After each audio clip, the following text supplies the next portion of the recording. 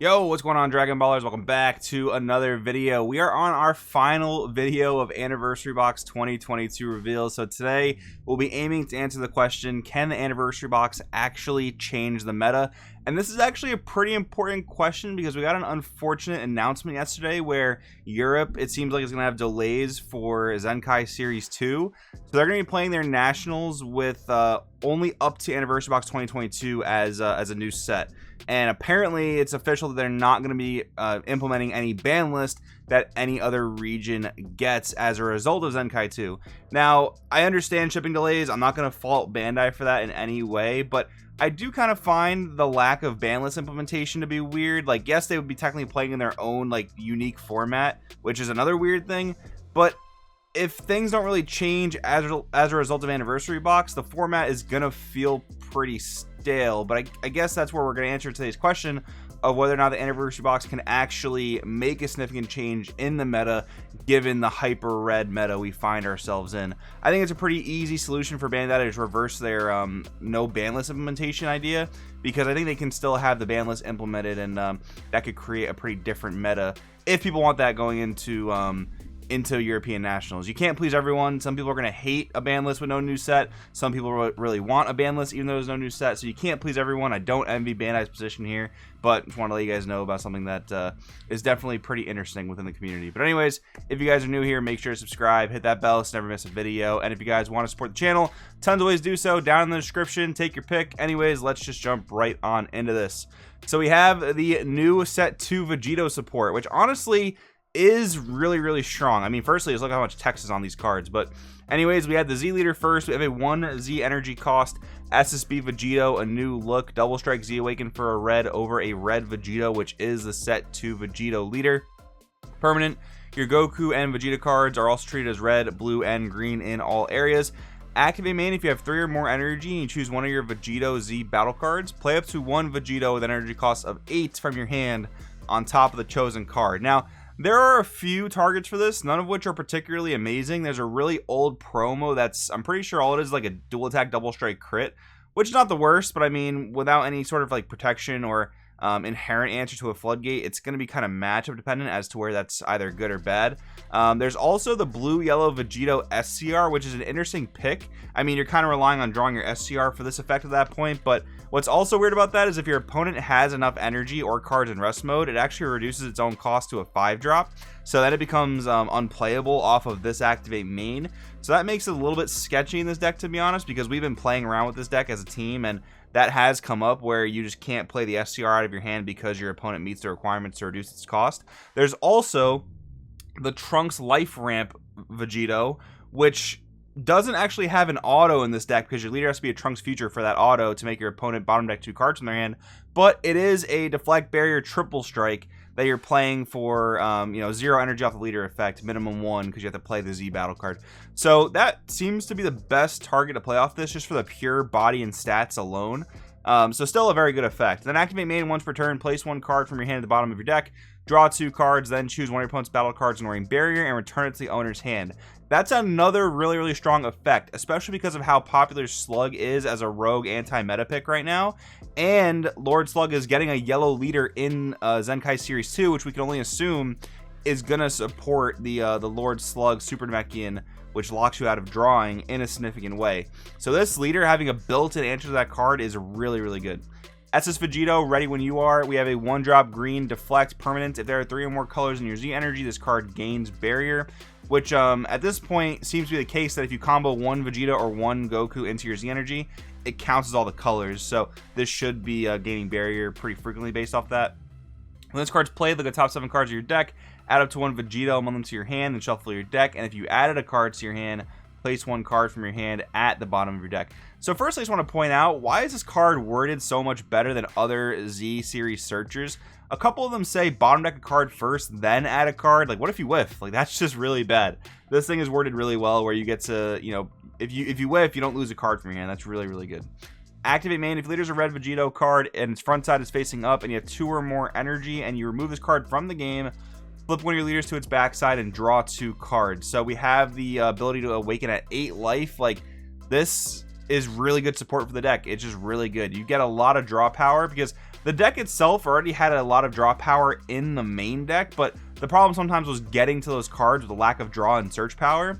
But now with the leader being able to awaken very early, and then the Z leader just drawing a lot of cards and free playing guys, like there's a lot of power built into this deck. I genuinely think this could be at the very least a rogue tier deck, if not like a tier 2 1.5 deck. Like this seems really strong. And again, if things gravitate to barrier battle cards like Slug, for example, this leader just seems insane. And the Z energy costs are very cheap, which is great because this is not a deck that's amazing at building Z energy, but simply combo one card or play a Goku on one that draws a card and combo it off, and you've got your Z energy that you need. So this is looking really strong in my opinion. So this could make a dent in the meta if we're answering the video's question. Then we have Bulma fighting for Vegeta. So in the last video we talked about Beerus ramp support.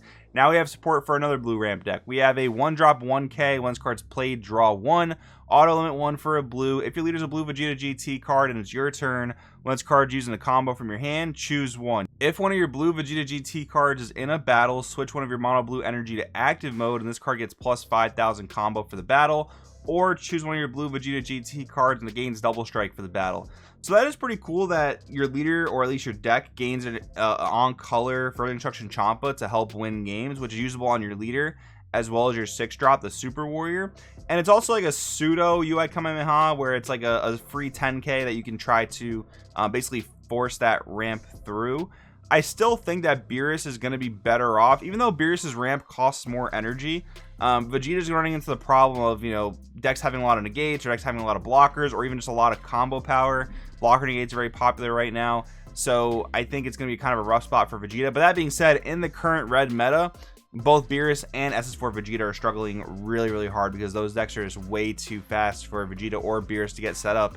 So I guess I shouldn't really make a declaration of which deck is better, because unfortunately, both decks are not going to be great in the current meta, at least from my testing. The red decks are just too fast to allow them to set up. But these are solid cards. Like, Beerus got a solid card, Vegeta got a solid card. We know Vegeta was good last format, and even Beerus topped 1 or 2 events last format. So if people dedicate more time to both those decks in a slower format, they're both probably really good, and their support cards probably end up impacting the meta as a result.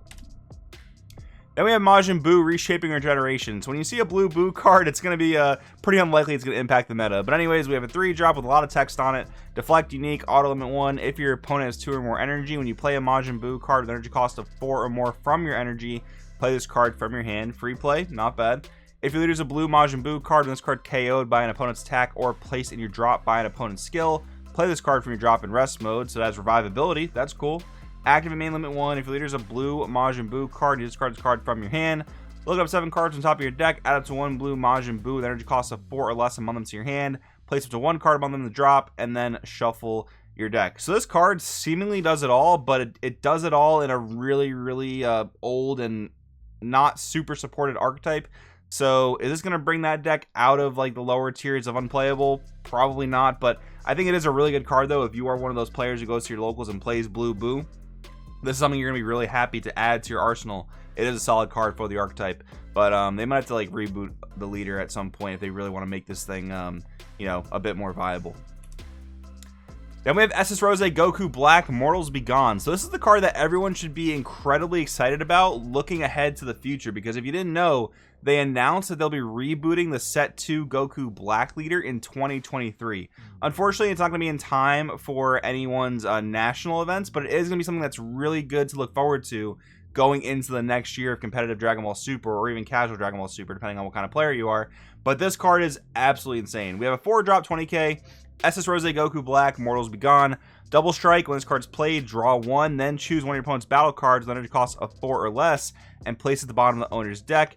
Activate battle limit 1 for a blue if your leader is mono blue or is a monster or Goku Black. So think about like yellow Goku Black Wish, and you have 3 or more Z energy, play this card from your hand. So at activate battle speed, he gets a bottom deck of 4 or less and draw a card. If this card was out right now, or I guess I should say more playable right now, this would be a menace against like the likes of Sin and the likes of SS4 Gogeta.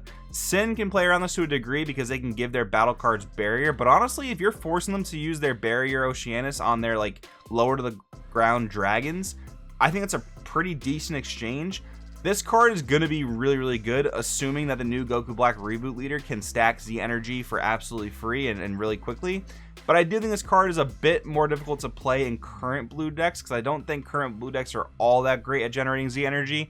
One deck that is really good at generating Z energy is Halo Goku, but that deck's not super meta. It's just not as great compared to, I mean, mainly SS3 Reboot and Gamma. Those are only two meta relevant blue decks right now. It's not as good because it has really big consistency issues, and there hasn't been another blue deck that's kind of faced itself in the meta that generates a ton of Z energy. That's probably going to change though in Zenkai Series 2, because it seems like the Gohan deck is going to generate quite a bit of Z energy, so this card will probably find a home there. But again, like, this is a really cool card to look to the future for, and I do think this card can actually impact the meta big time. Then we have SS Gogeta facing fierce foes. 2-drop 15k with a 1 Z energy cost. Deflect permanent. This card can't be KO'd. Auto once per turn. If your leaders are red Gogeta BR card, and you discard 1 card from your hand. Once cards played, they go top 7 cards of your deck. Add up to 1 Gogeta BR with an energy cost of 5 or 6 among them to your hand. Then shuffle your deck. Activate main for 1. If your leaders are red Gogeta BR, play 1 Gogeta BR with an energy cost of 8 from your hand on top of this card in active mode, with its non-keyword skills negated until the end of your opponent's next turn. So I think the best target for that is going to be a dual attack triple striker, like the video game promo. Because you are negating the non-keyword skills, you're not going to be able to make the best use out of like the theoretically best Gogeta. I guess this is cool for red Gogeta BR. I mean, there's the extra card leader, there's the set 6 leader, neither of which have been particularly amazing. They've been okay in their respective formats, but not as of late. So maybe this can do something. But I mean, ignoring this card, because we talked about a lot of really good cards in this video. I think that the Vegito support's really good. I think that Goku Black is an insane card. There are cards throughout the other Anniversary Box videos we talked about that are really good. I think the Beerus support's great given the right format. I think some of the green stuff we looked at yesterday were pretty decent. I think the Future Trunks / Trunks Vegeta Z battle card, that Future Gohan, is really good. So I think Anniversary Box is coming out with very good cards, maybe more so than people are willing to even admit. I think it is a decent product, especially for players that want that nostalgia and legacy support. And yeah, we're going to see how things kind of shape up going into Zenkai 2. A little unfortunate again for European players who are seemingly going to be playing in the Anniversary Box meta. And we'll see if Anniversary Box changes things up from the red dominant meta we see now. I think there are some really good cards in here, but it might just not be the right format for them because of the overly dominant red strategies. But anyways, guys, let in the comments below what you think. Do you think the Anniversary Box 2022 is going to shake up the meta for Zenkai Series 1? Let me know. Thanks for watching, and I'll see you guys in the next one.